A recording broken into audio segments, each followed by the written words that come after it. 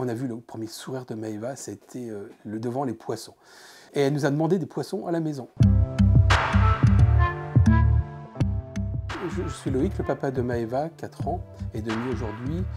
Maëva a été diagnostiquée de ce cancer le 8 mai 2023 d'un neuroblastome. On nous dit que notre enfant, c'est très grave, ce qui y arrive. Elle est en stade 4, que c'est le stade le plus important du cancer et du neuroblastome. Le stade 4, c'est un état métastasé. Elle était métastasée de la tête aux pieds. Et on a commencé les traitements immédiatement de Maëva. Ce traitement qu'on nous a proposé dure 18 mois.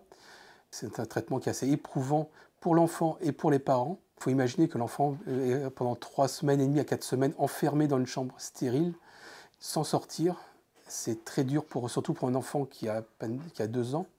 Et le premier rayon de soleil pour Maëva a été lorsque l'état de Maëva a pu le permettre de sortir, entre guillemets, de sa chambre. On a ouvert la porte et on l'a sorti de sa chambre, juste à la porte. Et quelques jours après, on a pu aller jusqu'à l'aquarium. On a vu le premier sourire de Maëva, c'était devant les poissons. Et elle nous a demandé des poissons à la maison. Et donc on a mis un aquarium à la maison pour... voilà, ça a été son déclic. Lorsqu'elle a besoin de trouver le sourire, on va à l'aquarium. Aujourd'hui, Maëva va rentrer à sa 5e cure. Il n'y a pas de récidive pour l'instant de la maladie dans la tête. Sa plus belle victoire, je pense que c'est sa réaction par rapport au traitement et sa réaction vis-à-vis du personnel soignant. C'est une petite fille je pense, qui se sentait malade et qui s'est laissée faire pour la soigner.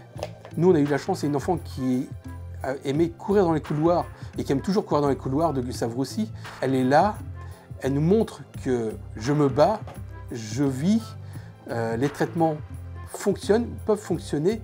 Donc voilà, elle nous donne beaucoup de force de ce côté-là. Et c'est ça qui est génial ici, au 9e de Gustave Roussy, en pédiatrie, c'est qu'on ne se sent pas à l'hôpital. On se sent, je ne vais pas dire comme à la maison, mais l'enfant vit hors de sa chambre d'hôpital. C'est ça qui est magique ici.